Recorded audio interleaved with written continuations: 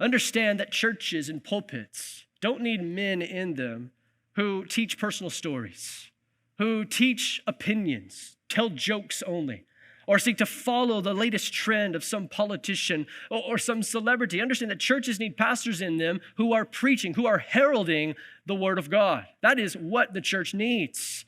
Men who are about rightly dividing and heralding the word of God consistently and unapologetically. All of the word is to be preached.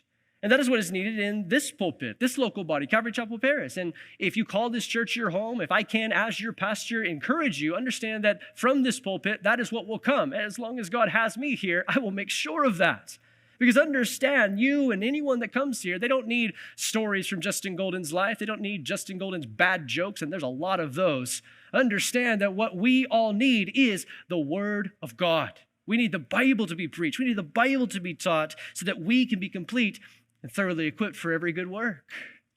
And understand that for you and for myself, as believers who want to follow the Lord, if the Lord ever leads you to move away, to move out of town, or perhaps to move to a different season of life in fellowship somewhere. I don't know. The church is large and God, He's the one who's in charge of it, so He can move and lead us wherever He desires. Or if you ever put yourself under the teaching authority of a pastor online or something like that, understand and hear this today, that if that pastor and the teaching from that church is not centered around and coming from the Word of God, that is not a place for you.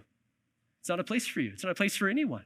It's not a place for anyone, because understand, if a pastor doesn't take to heart the call from 1 Peter 5:2 to shepherd the flock of God, which is among you, having this idea of both feeding and tending the sheep faithfully, the Word of God and from the Word of God, understand that's not a place for you or myself to call our church home.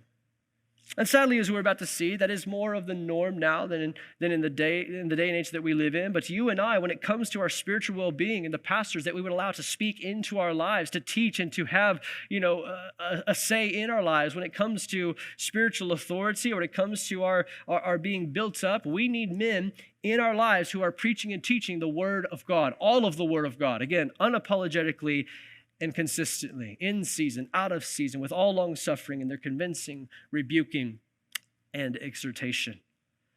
And understand that settling for anything less than that, it's honestly poor stewardship. It is. When you look at it, to sit yourself under someone who will not teach the Word of God, whether it be, again, in a local church body where you go physically, or listening online or watching online or whatever it may be, if someone is not teaching the Bible consistently and exhortation, if they're not doing that, then understand you are, in all essence, wasting your time in many cases. It is poor stewardship over your relationship with the Lord and poor stewardship over your heart and mind that God has given you to direct to Him and to walk with Him.